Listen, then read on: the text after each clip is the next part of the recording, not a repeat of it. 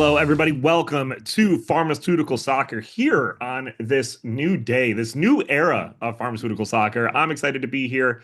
I, of course, am here with Clay Trainum, Valer Shabilla, and we have a special guest on the podcast today helping us introduce this new day for pharmaceutical soccer. We have Ben Wright on with us as well. It's a full show today. Four people. I don't remember the last time we've done this. Well, last time Ben was on. Yeah, I mean, forgettable.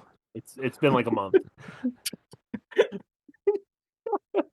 All right, good start. But So everybody to be who's fair, new the here, last time that we had four people where all of us were actually professionally involved with each other would have been back in the Tim days. So shout out to Tim. fair Oh enough. my gosh. If you're new here, chances are we're gonna pick up some new people. We've been doing this show for 6 years now, and it sure feels not like it. But you know, the early days of this show were completely different than what you get right now. But the vibes are the same, and we made this show specifically so we can discuss Nashville soccer in a more casual way that is kind of easy, approachable way. And we have, yes, what are you guys doing? He's I was already just saying, and just like the early days of the show, there are two people on here who are married, and there are two people who are not. Fair enough. That is also correct. We're not gonna comment on that. We will continue on. But no, thank you first and foremost for listening to us. If you know, we've said this a lot, but if you've been one of the listeners from the past 6 years, thank you so much. We appreciate it. If you have been a Patreon member with us for the last 2 years or so since we had the program, thank you so much. And this new era, we're so excited to have you still listening here. And if you're brand new here, welcome aboard. It's going to be a good ride. You're going to learn everything about Nashville SC from a podcast perspective, of course. And then all the written perspective will be where, Steven? what? Where? Pharmasoccer.com. What? No, we don't write stories there. Where do we write stories? 615soccer.com. Thank you. You spell out 615 Soccer, and that's why we have our good friend Ben here with us, and he's coughing right now. So I'm going to stall for a little bit longer. Ben, welcome to Sorry, the show. you're already throwing me off for one. You just went on a tear without just even following what we're doing. I want to know how Ben's weekend is first. Ben, welcome to the show. Appreciate you being here. How was your weekend? It's good. I'm currently in my garage. It's 19 degrees outside, so I am how you say not warm. But no, doing well. Family has the flu. I still have the flu. So every time y'all make me laugh, I go into a coughing fit. So be careful. It's been a bad start so far. Clay, what you got? My weekend was good. I just did a lot of stats, honestly. Had a board game night on Friday and did stats for an MTSU win over the hated Western Kentucky Hilltoppers on Saturday, and then got to see a buzzer beater as I did stats for Vandy women against University of Tennessee yesterday. So, oh, and I went to the symphony for the first time last night for the MLK celebration. So, Nice. very, very full weekend, a very like certain era of the Pod Valer weekend. I just did a lot of different things. What game did you Yeah. play Friday night? Oh man, we played this wrestling game called All Time Wrestling that was pretty cool. We also played a game called Challengers, which I do recommend. It's basically like a highfalutin version of War, like the card game. Yes. And I can't remember some of those. I know we played a couple of smaller ones, but yeah, it was a good time. Valer, your weekend. Well, it was an eventful one. It was my birthday. Happy birthday, Uh, Valer. Yeah, it was my birthday weekend. I turned 30, unfortunately. I know for those listening that are a little older, maybe it doesn't feel as big of a deal for you. But remember when you turn 30. That's all I'm gonna say. So it was good. I got gathered around with some friends and people on Saturday, got to share a beverage, maybe a sweet treat with them as well. Friday night, got to try out a new restaurant in town. Really cool stuff. And then Sunday was just recovery, so pretty much played video games and watched football. So yeah, good weekend all around. Good birthday weekend. I did forget to mention the most important part of the weekend, Oh God. Yep. Just and go and do it. Valer would be about this as well, Just do it. which is Tottenham got absolutely smoked in the first half by Everton, and then Everton, in true Everton fashion, managed to get a big win and make everyone mad in the same process. So it's just like perfect on that end. So up the Yeah. Toffees. I have to mention it. They don't win very often. I had a good weekend as well. I took myself on a movie date Saturday during the day. Went and saw One of Them Days, which is Kiki Palmer and Za, which was really funny. I wish they made more buddy comedies like that. Still really good. Go see it.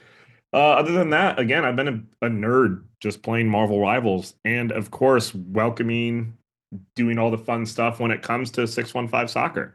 It's been a good time before getting everything together before everything starts, which is today. Last week we made an announcement on the podcast, just kind of teasing everything, what's going down.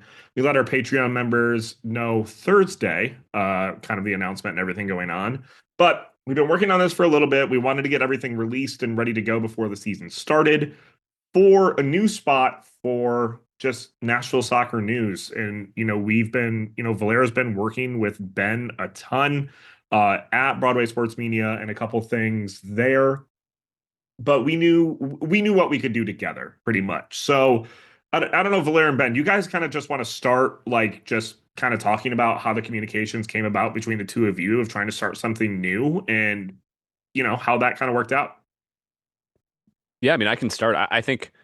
Valera and I have been together at Broadway Sports for the last 2 years, is it? Am I doing that correctly? Yeah. Yeah. So, working super closely there. I think we've kind of been behind the scenes for a lot of the soccer coverage that we've put out there.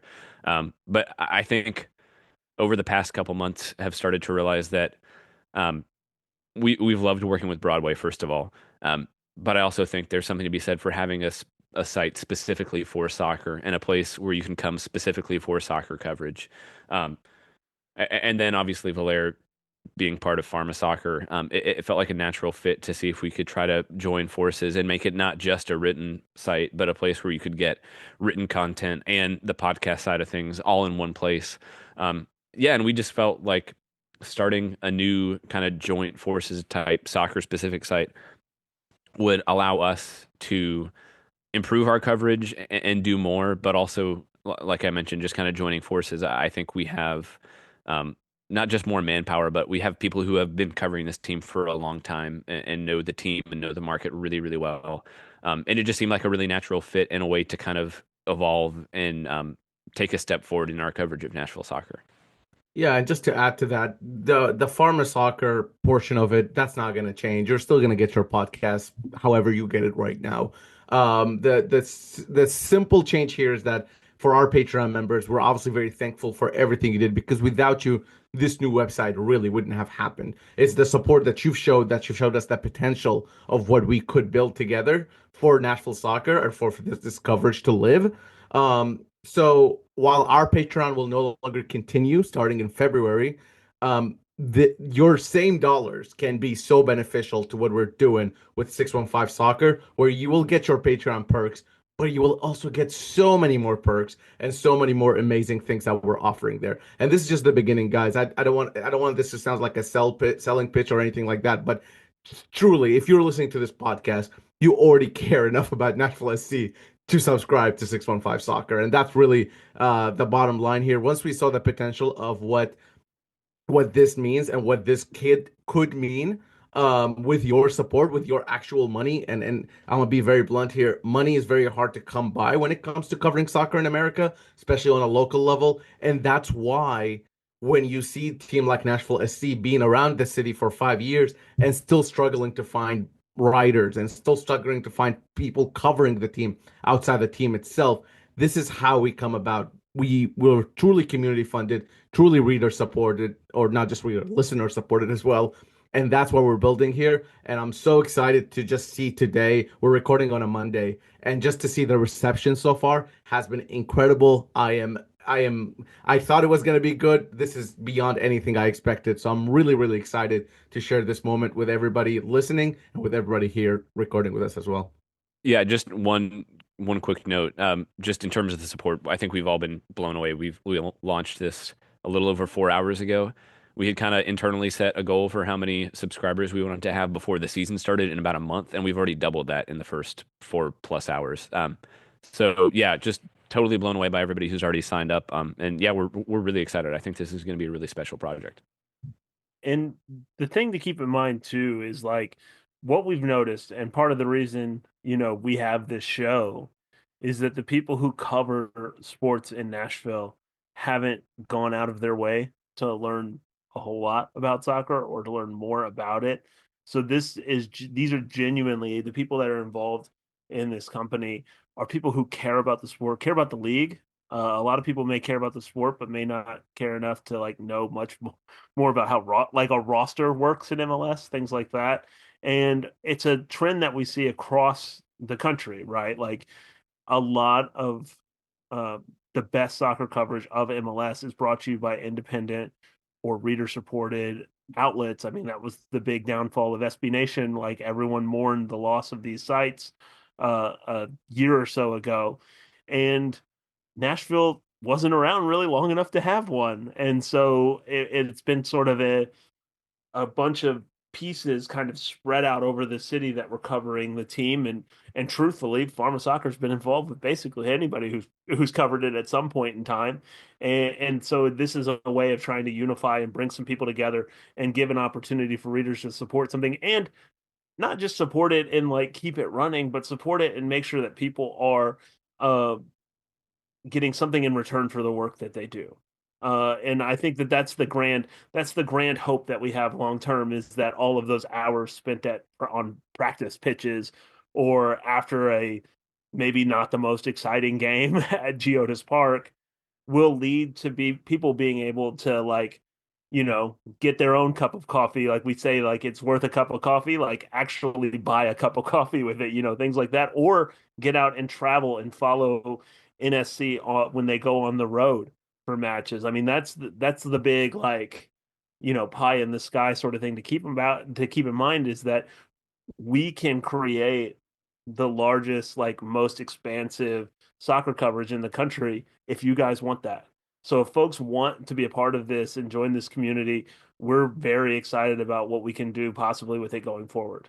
And if you don't want it, we'll just quit. Yes. Yeah, if enough people email us and say, please stop doing this, I will eventually stop doing it. That's true. I would do that as well. We haven't gotten those yet, but I would just quit personally. You're muted, Ben. I said I missed the memo that we were just dropping ultimatums today. Yeah. Sign up or there's no next episode. After 6 years, this is the time where we decide to stop this one right here after we do this whole thing. Yeah, not the super fight episode. No. It's this, not the describe NSC using a quote from a Marvel movie episode. Oh, it's God. Good times. Good times. No, I'm excited for this. I'm excited for Ben to be on the show to help out with us. I'm excited for this to be happening here in Nashville. I feel like it's something that's been needed to happen with this team for a while. Personally, I'm underwhelmed with the response. There should be as many people signed up for this as there are seats in the stadium. So when we get to 32,000 subscribers, I will be happy. So get 32,109. Sorry, my bad. I apologize. 30,109. Let's get facts right for an NSC show. I mean, Yeah, look, if it's going to be this show, if it's going to be this show, I'm going to say something wrong and 2 people are going to correct me, and it's going to be 3 people this time. So this is great. Which I actually do have one thing. Well, look, what we're here for specifically is Nashville Soccer, right? We're here. We're finally here, and we need to talk about it because Nashville Soccer actually played a game. We actually had one, a preseason match. Now, correct me if I'm wrong. I have a question for the 3 of you, and I am not sure if I am wrong or not. We played the U20s last year in a preseason match, correct? I don't know. I don't think so. But I don't know. I feel like we did. Anyways, I feel like we did have one preseason match against U20s. But look, Nashville gets a 3-0 win against the U.S. men's U20s. We didn't get to see any of it besides what was on Twitter. But we scored 3 goals. That's something. Yeah. Yeah, and on Twitter, you got to see the goals, at least a couple of them, I think. So shout out to the Nashville SC comms team for putting that out. 3-0 Nashville SC, pretty resounding win. I think kind of most people expected that against the U.S. youth national team. I think the starting lineup, again, these are tweets, so take it with a grain of salt. But something we're going to talk about later actually is that for once they actually announced the entire preseason squad, so which is pretty cool. But on the starting lineup, we saw guys like Chris Applewhite and Julian Gaines get a start. And as well as Taxeth, who is also a newcomer. So there was this sort of we're not sure exactly what the formation is or how this team's shaped up, but I know Ben put out a little graphic of like what he thinks pretty much it is, and on my money, it's a 4-3-3 of some sort because that's where we saw BJ Callahan play mostly. But again, until we see this team play on the pitch, we're not going to know for sure. Like any preseason game, there was a huge change at halftime, brought in pretty much a brand new team altogether, everyone else. But the goals, the highlight here is that 3 goals, one scored by Hani Mukhtar, one scored by Wubin Pacius, and one scored by Adam Sipic. So I, especially for Pacius and Sipic, those are 2 guys trying to prove themselves that they can be part of this first team squad. And not only that, with the striker being Sam Surridge and Till Bunbury being in his wrong side of 30, if you would, there are going to be minutes to be given to these 2 young strikers, especially when you think about Ejago and how many minutes he got last season. So that considered, these 2 players both scoring a goal in their first preseason match. Again, it's preseason. It doesn't count for a whole lot, but it can't be but a positive for them individually. I was surprised. I mean, like you said, we don't really know what the formation looked like, or I mean, really anything other than the names on the lineup. But in my head, that's pretty close to a first choice lineup. I think maybe if you switch Applewhite out for Walker Zimmerman when he comes back, that's kind of what I was expecting them to use for most of the year. So I was impressed. And again, like we don't know how it actually looked. But yeah, I'm interested to see how Callahan fits them all on the field. Formation determines some of that, but just kind of how they play together. And obviously, none of that we'll be able to see until later on in the preseason or even the start of the regular season. Yeah, I mean, it is preseason, right? So you're taking everything with a grain of salt. I do think there's a lot of like fun things that are going on. I mean, to see Wubens, Pacius, and Sipic score in a preseason match. I mean, Pacius scored in the first 5 minutes of being on the field with his goal, I believe, because it was in the second half when he got subbed on. So it's pretty quickly. I saw a Hani Mukhtar Instagram story of him and Adam Sipic just saying future star right here, which is really cool to see. Stuff obviously there's not a lot to take away, but you're getting these young players minutes, which was something that Nashville tried to start doing at the end of last season. That you see it still, even though we're kind of, in a rebuild of some sort, it's continuing. And that's really cool to see, in my opinion. And also, by the way, I was correct. It was the 2023 preseason, though, not the 2024 one. I just it's not like it doesn't happen all the time where I remember something extremely random that you guys don't know. So I'm just going to take that a lot. Okay. Well, anyway, going back to the point you're actually making, I think like the youth movement is something that should be exciting to everyone. Obviously, seeing them is one thing, but the one thing that we knew, because there's a lot of unanswered questions about Callahan. Obviously, like there's some things that he says he wants, but we don't really know. But the one thing that we knew for certain that he was coming out of Philly, and one of the reasons you hire someone coming out of Philly is that you're going to put an emphasis on your young players because that's how Philly has created or had created a successful team over several years.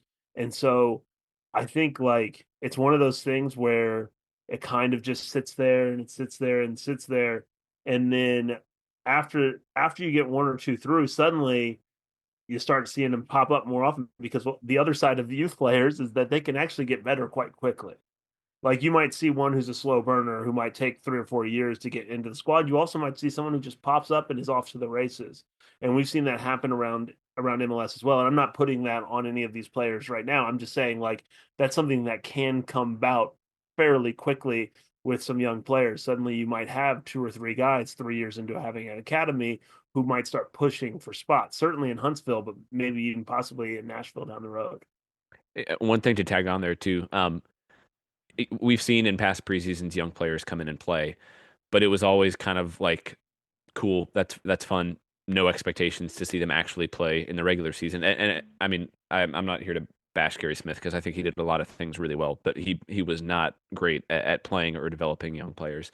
And I think this is probably the first preseason where you're seeing guys like Wubens Pacius or Chris Applewhite or Adam Sipic and think, you know what, they actually might have a chance to play actual minutes in games that mean something. And I think there's probably varying levels of involvement for those guys. Even like a guy like Julian Gaines, I think he's probably, if not the presumptive starter, he's going to essentially split time with Andy Nahar at right back. And he's 22. And I think this is the first preseason for Nashville where you're really seeing guys who are in that 22, 21, 23 range who go into the season with a real chance of being like pretty important players for the team. Yeah, and we are like, look, and there's a lot to talk about with that, right? And we're going to talk about that in the second segment. We have the preseason roster to announce. One of those young players actually getting signed to the team. And we want to talk about some kind of moves in 2025 as well outside of MLS. We didn't get to do that last week, so we want to do that here in the second segment. And we're going to do that next, right here on Pharmaceutical Soccer.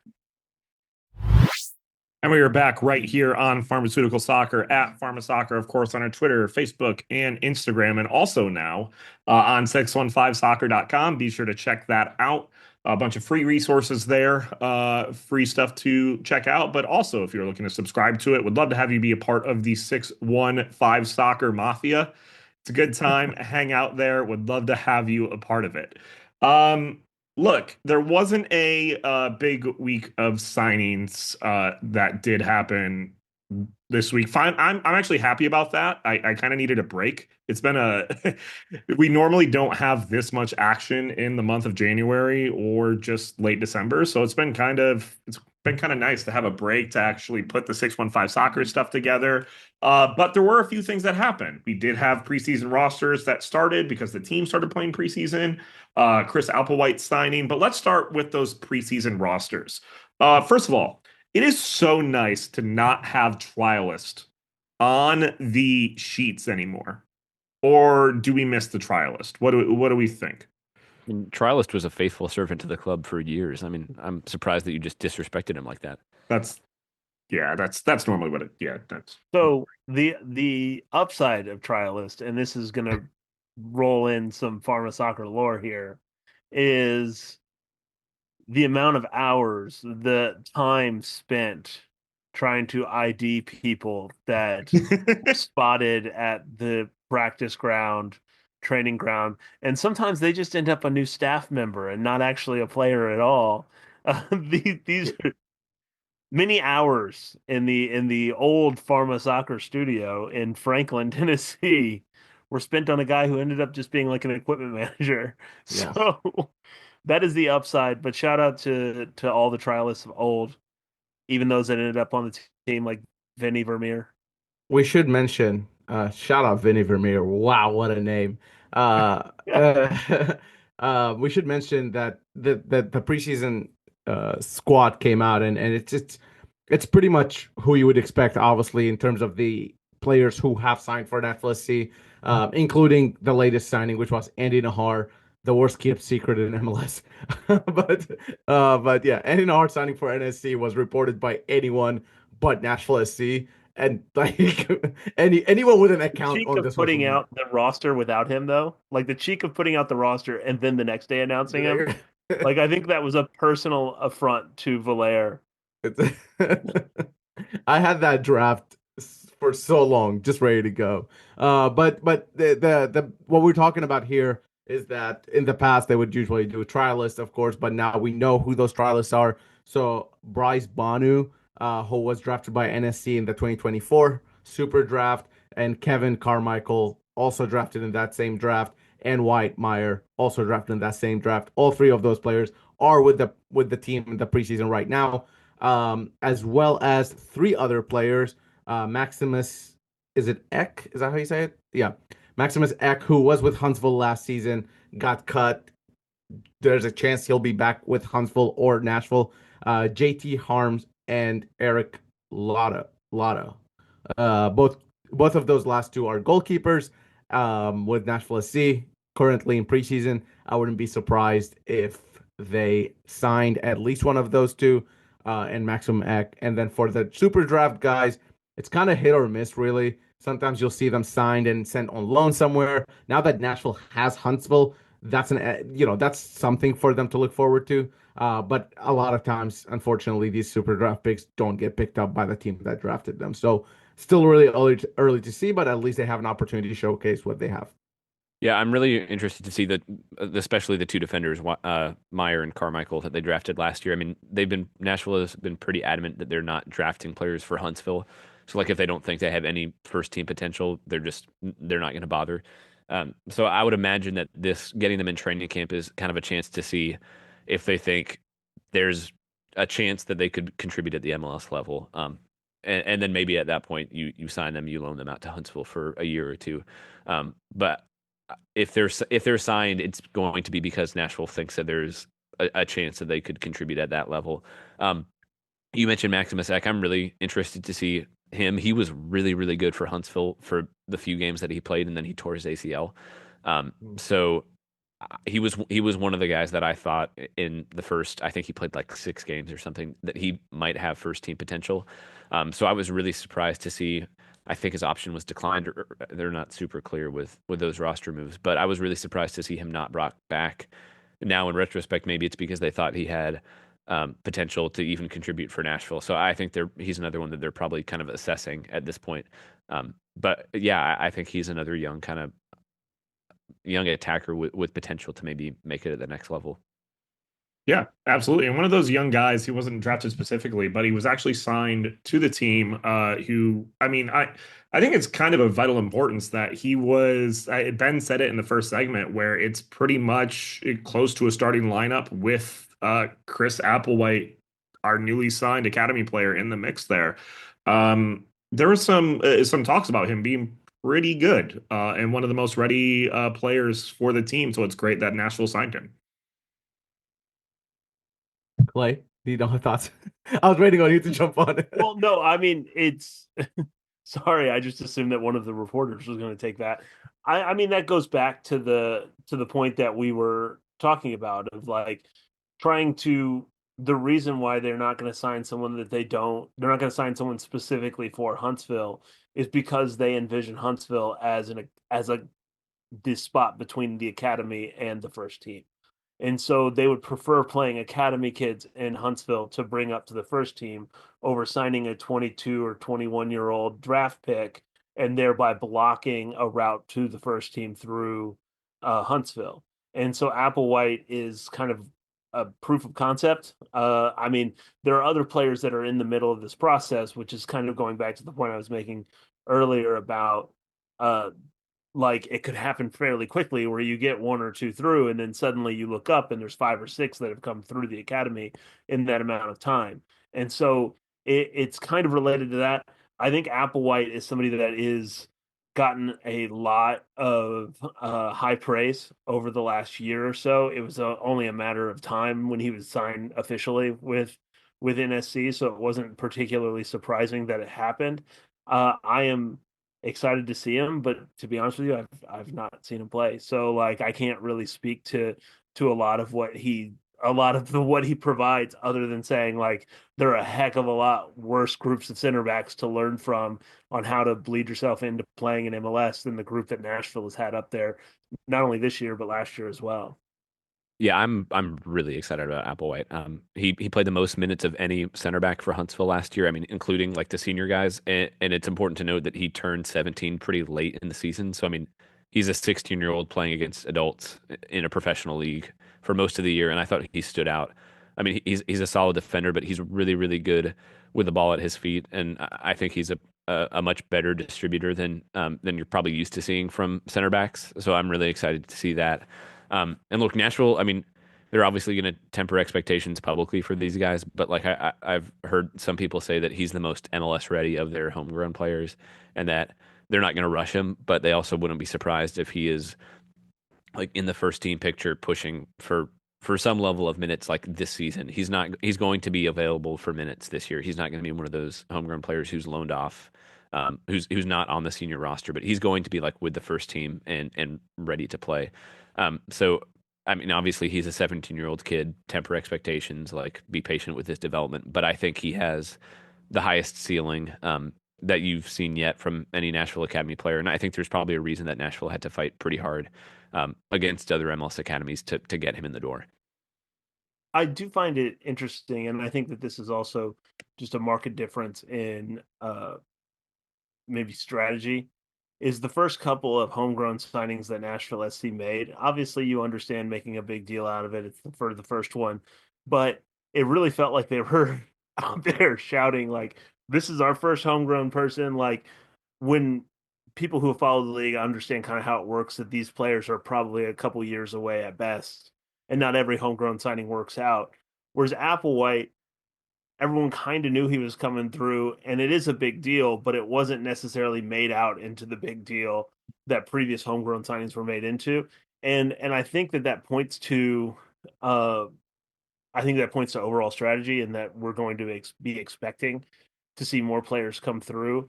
And maybe that helps temper expectations. I don't know how the public reacts to these sorts of things, because I don't know that everyone fully understands what's going on. The general soccer watching public in Nashville, but I did find it considerably more understated, his signing, compared to the homegrown signings in years past, which is interesting because he might be the most polished one to be signed.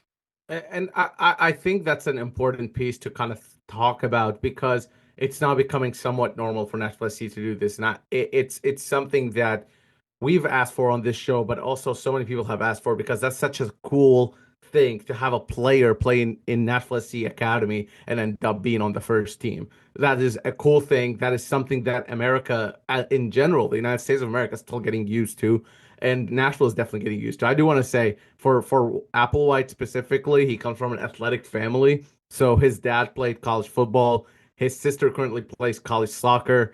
Um, His and cousin played for the Titans for a minute. and yeah, and he has a few cousins, apparently multiple cousins was the wording, who play in the NFL, which is pretty awesome to see. Maybe kind of a, maybe not an answer, but a little bit of a sneak peek of what if our best athletes played soccer. Just a little bit of an answer on that question. God, what it would have been like to be born into an athletic family, except now I'm here on this show with the three of you. But that's okay. I still With love the being here. 615 family. 615 Mafia, please get it right. Okay, so if look, I don't want to spend a ton of time on Andy Nahar, just because of the fact that we did that last week, when he was signed officially, but it wasn't announced until making our lives miserable. I do want to say one thing about Andy Nahar, and that is that if you go to my Twitter, you can find the story. Not a lot of people in Nashville would have been familiar with Andy Nahar's background, and I think that it's worth, especially in light of recent events, it's worth going back and reading about how he ended up in Nashville. There was a great piece done in the Washingtonian back when he was playing as a teenager for DC United. It's one of the more unbelievable routes to MLS that you'll read about, but it's also a story that's going to touch home with a lot of people that live in Nashville, and a lot of people that Nashville SC would like to talk to, whether that's to play in the academy or to have in the stands. So please go read that story. I he survived like his family survived a flood. He survived a fire. He arrived to the U.S. alone and undocumented. Like there's a lot of things that happened in his life to be a professional soccer player, and I think that it's worth having a bit of context on that, his background, and how much of an interesting person he has proven to be in his career as a soccer player. But we finally did get that right back need, what we were talking about. We expected the signing to be happening. We did need that right back to kind of be up there with Julian Gaines. We didn't necessarily expect Julian Gaines to be the number one starter going into preseason. But what does that mean for Nashville when it comes to expected needs that are still in the transfer market? As Valair said, he asked BJ specifically if they were still active in the transfer market, and they said yes, and he said yes. And I want to frame this question because Matthew Doyle did write a piece 5 days ago about what he thought the biggest needs were for Nashville, and I want to see if you guys agree or disagree with this. They are short on bodies in central midfield and probably short of talent on the wings as the biggest transfer need for Nashville. Do you agree or kind of disagree with that?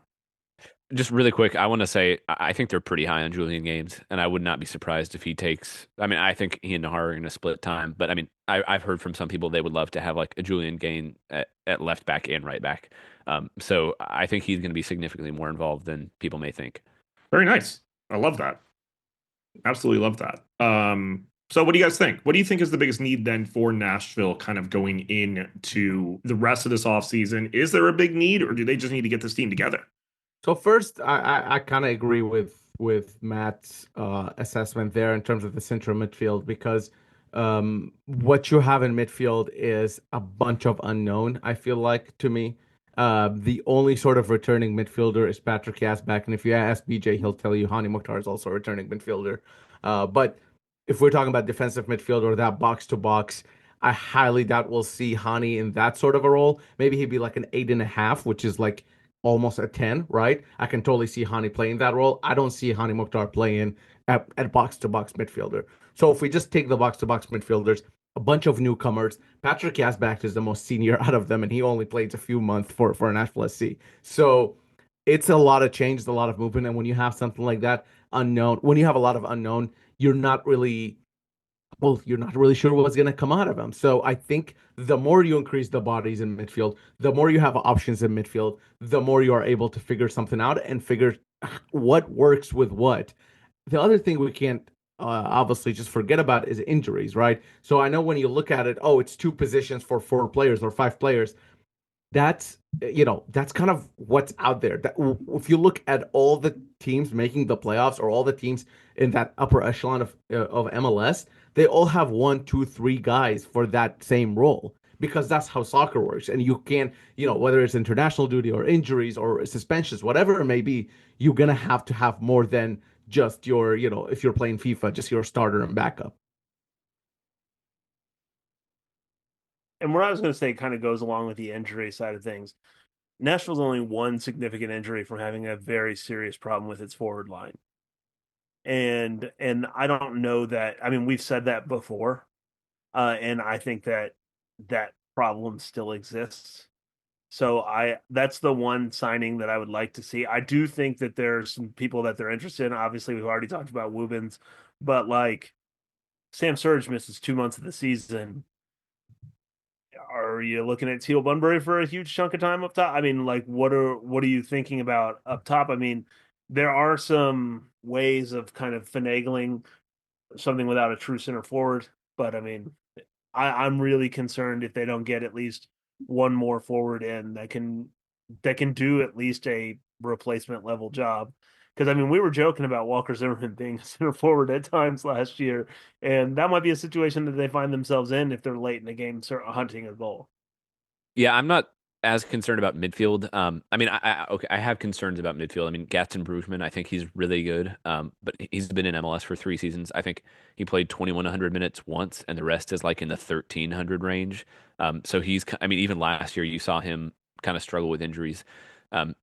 He's 30, 31, historically hasn't been the most available. So I'm interested to see how they both manage his workload and then kind of replace him when he is going to miss games. So how they replace him, I'm interested. Brian Acosta, he's fine. Like he's not the most exciting signing, but if depending on what his salary is, I think he can be a useful piece. But if he's playing more than like 1,500 minutes, I think that's probably a problem for them. So I think they have bodies who can fill in. I just have questions about kind of the quality once those starters aren't on the field. But yeah, I mean, what Clay said, I think they need quality on the wings and they need a backup to Sam Surridge who can like reliably come in and provide starting quality minutes. And ideally, you can get one guy who can do both. Because I don't know if you have the roster space or the cap space to make two signings. So I'd like them to see them bring in some kind of forward like striker hybrid winger type who can provide valuable minutes and like score goals in multiple positions. And we talked about the report about Ahmed Qasim for Nashville SC from Sweden, but he wasn't the first or only winger they've been linked with in this offseason. So it is almost well, not guaranteed, but at least we know for a fact Nashville SC is working to get a younger winger into their roster. We know that for a fact. It might not happen this offseason, but they're definitely trying to do it. Yeah, currently have one of those three U22 spots available. Two of the three available. We have one filled right now. Like Valer said, we were linked with a young winger in Sweden who would have fit one of those spots. I think that'd be still a possibility as well. Yeah, I agree. I'm very curious to see how this midfield does end up shaping up. It is definitely a brand new look of a midfield, as all three midfielders are pretty much hadn't been on the roster, besides Yazbek, who was for half a season. I don't know. This season feels different. It feels interesting from a preseason perspective. Does it just feel different because of the fact everything is new? And we're just kind of getting used to this new feeling of this. I don't know. It seems like we purchased a new car. We don't know if we're going to like it or not yet, but it still gets that feeling of having that new car smell. How are you guys? Are you like me where you're feeling so much different about this season in comparison to the past couple seasons? I think based on what I'm seeing, whether it's on social media or like just random conversations I'll have with people, for the first time in a while, I think folks are excited. And it's not that they weren't excited when Nashville was going to play in the Champions League or Champions Cup, sorry, or whatever, but there's just some sort of excitement with the new coaching that you just couldn't have brought with something that you've seen over and over for multiple years. And that new coaching has also brought in some new players, right? And those new players have an, an excitement around them. That's why a lot of fans get so up and down about the transfers and the business there, because you don't really know. Like you have an idea that Brugman is a good player, right? But like every transfer, he is a risk, and Nashville is willing to take that risk. But I think that's kind of goes to the larger point of Nashville taking risk, and I think that's something we haven't seen. Nashville has played it pretty safe. Nashville 1.0, if you would, was playing it safe, try to make the playoffs and see what happens afterwards. This opens up a whole new chapter for Nashville SC that we haven't seen at all, which is let's take as many risks as calculated risk, but they're risks nonetheless. Whether it was hiring BJ Callahan to start with, or making the roster younger, or taking a risk, or taking a flyer on a guy like Andy Nahar, these are all risks that Nashville SC are taking, and not all of them are going to pay off. That's just how it works. That's what risks are. But fans are excited because those risks are happening, and when you take a risk, it definitely increases your ceiling, which is what's happening with Nashville SC right now. Their ceiling is much higher than it used to be when other season under Gary Smith, but at the same time, that floor is no longer there, and that floor has dropped significantly, I think, going into 2025, where the ceiling and the floor is still being decided right now for Nashville SC. Yeah, I agree with Blair. I think the ceiling is much higher. I think I rate BJ Callahan pretty highly as a coach. So I think just him coming in and kind of aligning everything should help. I think there are a lot of unknowns. There's a lower ceiling. The one thing I would say, I think this is the start of like a full year rebuild. And we're just at the beginning of it. Nashville, 13 players who were on the roster last year are no longer on the roster. And just looking ahead, I know we're at the start of the season now, but looking ahead to the end of the season, they have 12 players whose guaranteed contracts are up at the end of 2025. And so I've heard that they're kind of treating this as like a 2 winter window rebuild. And so I think they might make significant improvements in 2025, but I don't think we're really going to see what they would say is the finished product until next year.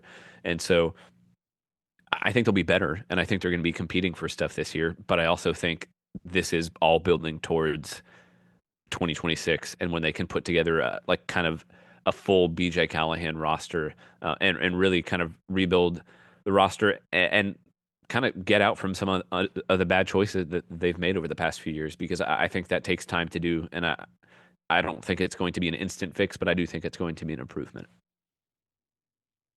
Yeah. But good. Clay was ready to go, and well, I wasn't sure if you're not we were gonna, you know what you got to say though. If you're not gonna say anything, you can't just be I silent. wasn't sure if you were gonna get upset about time. The thing for me that is the biggest thing, and this is what we've seen in this offseason that we haven't necessarily seen, is that the things that fans have asked for the most part, have happened. And that hasn't happened a lot in the offseason, for good and bad. For good and bad. Like there was an emphasis on being solid, being like maybe not the best, but certainly not the worst, and certainly a playoff level team. And you can understand that emphasis for a team that's going through, trying to set a solid foundation, building up. But the season ended, and everyone wanted, like, a lot of people were like, burn it all down. Let's completely start over. We talked on this show plenty of times how that's not realistic. And so this is as much a full rebuild without changing any DPs as you could possibly have. It's a whole new midfield. I wouldn't necessarily say the team's all that younger because they've obviously signed a lot of or a number of vets in particular positions, which is probably necessary on some level. But I am like really interested because forward aside, everybody always wants a forward. That's just the way it works in MLS. Every team you get to an offseason, everyone wants a new striker. It's just the way it works. But that aside, everything that the fans have asked for the most part, they've got. And I find that pretty interesting. And we'll see. We'll see if it works out. I'm excited to see what happens. Yeah, that's a good point, Clay. This is the first year where we feel like as fans, like we've been validated based on like the moves that this team has made over the past offseason, where it's just been like, hey, we need this, we need this, we need this, where it doesn't seem like in past years the team has made those moves. This year, they all happened at once, pretty much. It's very interesting to be a part of, where I feel correct for once, and that's very nice. But yeah, what you're talking about, Clay, there's a lot of like, including Nashville, there's a lot of other teams that are looking for those big forward moves, those big moves to happen. Cincinnati did make one of those big moves by signing Nashville legend in Ta Brian Anunga. Biggest move of their offseason. Absolutely. That'll be fun.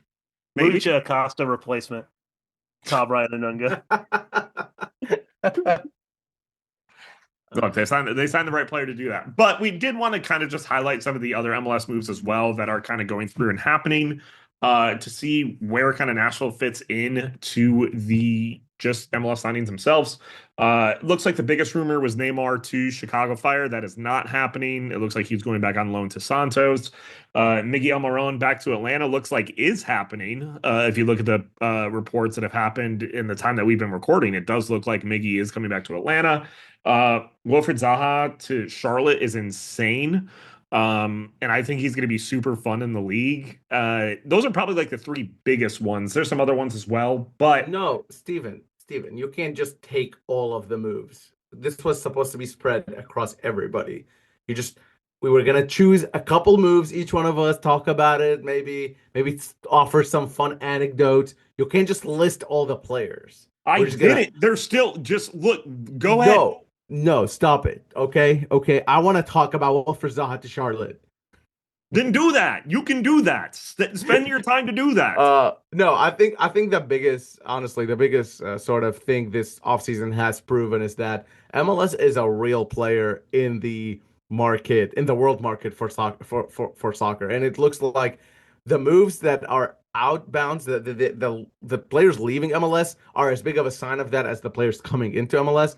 When I saw that Driussi was leaving Austin FC for $10 million to go back to Argentina, I thought it was a fake Tom Bogert account. Because why and how? But that's kind of that's where MLS is right now. Or Facundo Torres, was it like 15 million for Facundo Torres to leave Orlando? Incredible. Like that sort of stuff just didn't used to happen. And especially for Driussi, who I think Nashville fans will remember being sort of head-to-head with Hani Mukhtar for that 2022 MVP season where Hani Mukhtar ended up winning. Seeing those sort of moves really makes me change my mind and my view about how MLS is viewed outside of the league. But I think the biggest offseason story, the biggest storyline of the entire MLS offseason is Bruce Arena at San Jose. I am so excited. I am so excited. What he's doing, changing that entire team. Joseph Martinez and Chicharango are going to be playing in San Jose next year, and I am so excited for San Jose. I don't know why, but Bruce Arena, I just like that man. I like what he does, so I'm so excited to see what happens in San Jose. Well, with that... I was gonna say it is wild to think about like Bruce. One, it's wild to think about Bruce Arena in San Jose anyway, as anyone who's like familiar with his career, because he's like so associated with LA Galaxy for a long time. To go to San Jose seems crazy. Zaha was once 100 million rated player in England, which was a ridiculous rating, but nonetheless, I am really excited about Miggy Almiron being back in Atlanta. It was such a good time his first 2 years in Atlanta, and I think he has shown at several times of being a good enough player in the Premier League. There have been stretches where he's been unplayable, and seeing him come back to Atlanta and it not be phrased in like couch in some sort of negative way. It's just he's gotten older. He doesn't really work in Newcastle anymore, but he'll probably work in Atlanta. And I think that conceptually is like a good thing for MLS. Like he's not coming back to MLS as a failure. He's coming back to MLS because it makes sense. And that's a weird difference, but I think it's worth pointing out. And I'm pretty excited to see him because I mean he's so like those first 2 years in Atlanta, he was so fun to watch. Again, thank you guys so much for listening to the show. Thank you so much for the support again for 615 Soccer. We truly do appreciate it. Ben, thank you so much for being on the show today. We really do appreciate that. Tell people where they can find you. And then also, we like to do predictions at here. I want you to give a score prediction for the Friday first MLS preseason match against Charlotte. Yeah, thanks for having me on. Hope to do this more regularly this year. Really excited about this project. Check out 615soccer.com for everything. You can find me on socials. It's usually just Ben Wright. Prediction for Friday, I'm going to say 2-2 draw, and we will learn little to nothing about the match. I'll go ahead after that. 615soccer.com. Please spell it out and go there and follow us on all social media. I'm not plugging anything else today. That's just that. And for the preseason match, it's going to be 3-2 win to Charlotte with a hat trick from Wilfried Zaha and 2 goals from Hadi Mukhtar. Because why not? Does Hadi Mukhtar trade jerseys after a preseason match with Zaha? the like training tops, the gray ones they were wearing. Yeah. And then you can follow me at Clay Lasol on Instagram and Twitter. You can check out Nashville Soccer Archive, which is still going on as well, in addition to 615soccer.com. My prediction is, I don't know what the score. I'm going to say 3-1, but the most important part of the prediction is to echo Ben. We will learn absolutely nothing about anything other than the score. Again, just go to 615 Soccer, follow these 3. They do a lot cooler work than I do, so follow them. I'm going to disagree with the 3 of you. I know this is shocking, but this is going to be the first match of the preseason where somebody sneaks in with a cell phone, gets a live stream, and we do see all of it. That is my prediction. So we will see the entire match as my prediction. Good time. Montreal Impact. Real ones know. Yes. Shout out. Good times. Those are fantastic. And then I'm going to predict another 3-0 win as Nashville is going to stay on course. And it's going to be Hany Mukhtar, Vunes Pacius, and Adam Sipich all scoring again. And the same times as well. Again, thank you guys so much for listening to the show. We really do appreciate it. Remember to check out 615 Soccer, and we'll be back next week to talk more. Thank you so much, and have a great rest of your day.